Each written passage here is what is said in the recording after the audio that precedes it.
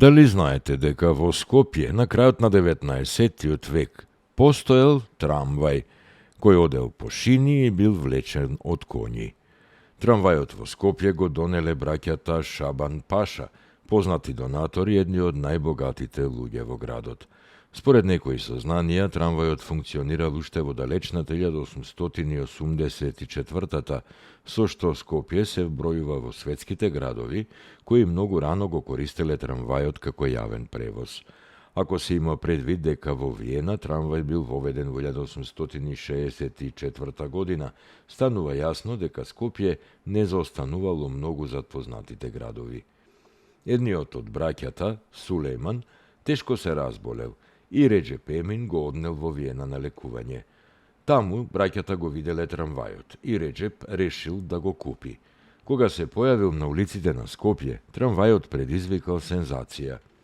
Коњот кој го влечел морал да се менува 2 пати дневно, бидејќи побарувачката била голема. Но наскоро проработела зависта. Тогашниот председател на Скопската општина, Решат Бек, посакал и самиот тој и општината да има трамвај. До пред војната од 1912 година во Скопје имало и повеќе трамваи во сопственост на општината. Тие исто така се движеле со помош на влечење од коњи, но сега оделе по шини. Релацијата била од камениот мост, односно од Таш-Ќуприја, до Ислаханет, односно до Идадија. Вагонетките биле во различни бои, а внатрешноста обложена со црвено кадифе. Во 1912 година одборниците од Скопската општина одржале таен состанок и решиле да се укине трамвајот, бидејќи повеќе не бил модерен. Во Виена веќе од 1903 година биле воведени трамваи на електричен погон.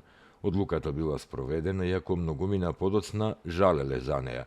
Некои од старите вагонетки биле употребувани подоцна за превоз на службениците до каменоломот во кисела вода. Интересен е податокот дека првиот скопски трамвај долго време постоел и се наоѓал во депото под Калето. Чуварот на мелницата го претворил во своја чуварска куќичка. Од некогашната гордост на скопјани, трамвајот денес е останата само желбата.